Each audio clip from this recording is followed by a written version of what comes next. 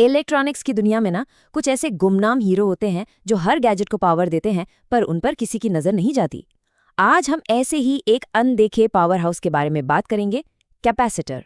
जरा सोचिए, फोन के कैमरे का फ्लैश जो पलक झपकते ही चमकता है, या कार का वो ऑडियो सिस्टम जो अचानक से जोरदार बेस देता है। इन सब के पीछे इन्हीं छोटे छोटे एनर्जी पैकेट्स का हाथ होता है। पर सवाल तो यही है कि आखिर ये नन्हे से पुर्जे इतनी तेजी से एनर्जी को जमा करके एकदम से छोड़ कैसे देते हैं। चलिए आज इसी के पीछे का साइंस समझते हैं और देखते हैं कि ये जादू होता कैसे है। देखिए, इसकी ताकत को समझने के लिए सबसे पहले इसकी बनावट को समझना पड़ेगा, क्योंकि इसका जो डिज़ाइन है ना, वो ही इसकी कामयाबी का असली राज है। इसे ऐसे समझिए जैसे एक सैंडविच हो, बस दो मेटल की प्लेट्स हैं और उनके बीच में एक इंसुलेटर, मतलब एक ऐसी चीज जिसमें से करंट पास नहीं होता। बस इतना सा ही सिंपल डिजाइन इसे एक कमाल का एनर्जी स्टोर करने वाला डिवाइस बना देता है। अब असली खेल यहाँ शुरू होता है। जैसे ही इसे बैटरी से जोड़ा जाता है, बैटरी एक प्लेट से इलेक्ट्रॉन्स को खींचकर दूसरी प्लेट पर फेंकना शुरू कर देती है।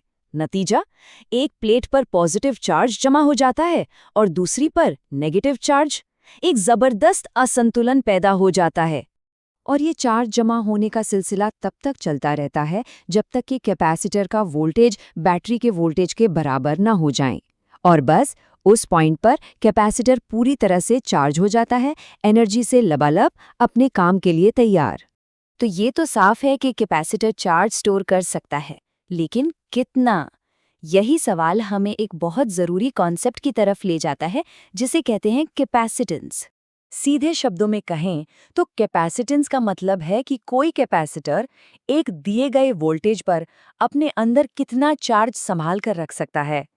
ये आप यूं समझिए कि उसकी स्टोरेज कैपेसिटी का एक नाप है, और इसे नापने की यूनिट है फैराड। वैसे एक फैराड अपने आप में बहुत बड़ी यूनिट है, तो असल जिंदगी में हम माइक्रोफैराड या पिकोफैराड जैसी छोटी यूनिट्स का इस्तेमाल करते हैं। और इसका मूल मंत्र है C बराबर होता है Q/V। अच्छा, अब जब हम ये जान गए हैं कि कैपेसिटेंस क्या है, तो ये भी देख लेते हैं कि इसे डिज़ाइन कैसे किया जा सकता है। मतलब हम इसकी क्षमता को कंट्रोल कैसे कर सकते हैं। आखिर वो कौन सी बनावटी चीज़ें हैं जो ये तय करती हैं कि एक कैपेसिटर कितना पावरफुल होगा। इसका जवाब जानना बहुत ज़रूरी है, तभी तो इंजीनियर्स अलग अलग ज़रूरतों के लिए सही कैपेसिटर बना पाते हैं। इसके पीछे 3 मुख्य खिलाड़ी हैं। पहला, प्लेट्स का साइज यानी एरिया। दूसरा, उन प्लेट्स के बीच की दूरी। और तीसरा, उनके बीच में भरा हुआ इंसुलेटिंग मटेरियल, जिसे हम डाइइलेक्ट्रिक कहते हैं। ये तो सीधी सी बात है। प्लेट्स जितनी बड़ी होंगी, चार्ज को जमा होने के लिए उतनी ही ज्यादा जगह मिलेगी, मतलब ज्यादा एरिया तो ज्यादा कैपेसिटेंस। और जब प्लेट्स एक दूसरे के पास होती हैं, तो उनके बीच का जो खिंचाव होता है, जो आकर्षण होता है, वो बढ़ जाता है। इससे वो उसी वोल्टेज पर और भी ज्यादा चार्ज स्टोर कर पाती हैं। और ये सारी कहानी इस एक छोटे से फॉर्मूले में समा जाती है। यहाँ C कैपेसिटेंस है, A एरिया है और D दूरी है। और ये जो एप्सिलॉन सिंबल है ना, ये उस डाइइलेक्ट्रिक मटेरियल का सीक्रेट बताता है। ये हमें बताता है कि वो बीच वाला मटेरियल इलेक्ट्रिक फील्ड को कितना सपोर्ट करता है। कुछ मटेरियल जैसे सिरामिक या प्लास्टिक हवा के मुकाबले इलेक्ट्रिक फील्ड को कई गुना ज़्यादा मजबूत बना देते हैं, जिससे कैपेसिटेंस भी ज़बरदस्त तरीके से बढ़ जाता है। तो एक अकेले कैपेसिटर की कहानी तो हमें समझ आ गई, पर जब हम इन्हें एक टीम की तरह सर्किट में जोड़ते हैं तब क्या होता है, आइए देखते हैं। अब यहाँ पर ना मामला थोड़ा उल्टा है। जब कैपेसिटर्स को एक लाइन में यानी सीरीज में जोड़ा जाता है, तो टोटल कैपेसिटेंस कम हो जाता है। ऐसा लगता है मानो प्लेटों के बीच की दूरी बढ़ गई हो। लेकिन जब उन्हें पैरेलल में जोड़ा जाता है, तो उनकी ताकत जुड़ जाती है और टोटल कैपेसिटेंस बढ़ जाता है। ऐसा लगता है जैसे प्लेटों का एरिया ही बड़ा हो गया हो। चलिए अब आखिर में उस चीज पर आते हैं जो कैपेसिटर को इतना ज्यादा यूजफुल बनाती है, और वो है इसकी चार्ज और डिस्चार्ज होने की स्पीड। और हाँ, ये एक बहुत ही जरूरी बात है।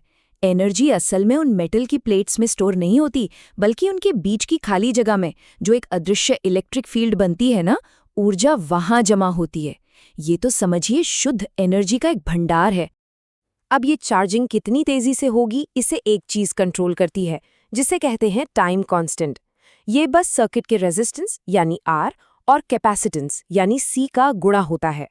यही हमें बताता है कि कैपेसिटर कितनी तेजी से अपनी एनर्जी भरेगा या खाली करेगा। जैसा कि हम देख सकते हैं, एक टाइम कांस्टेंट में ये लगभग 63% तक चार्ज हो जाता है और करीब-करीब 5 टाइम कांस्टेंट के बाद ये अपनी पूरी क्षमता पर होता है, एक्शन के लिए बिल्कुल तैयार। तो चलिए फटाफट से सब कुछ दोहरा लेते हैं। कैपेसिटर्स इलेक्ट्रिक फील्ड में एनर्जी स्टोर करते हैं। उनकी कैपेसिटी उनके डिज़ाइन पर निर्भर करती है।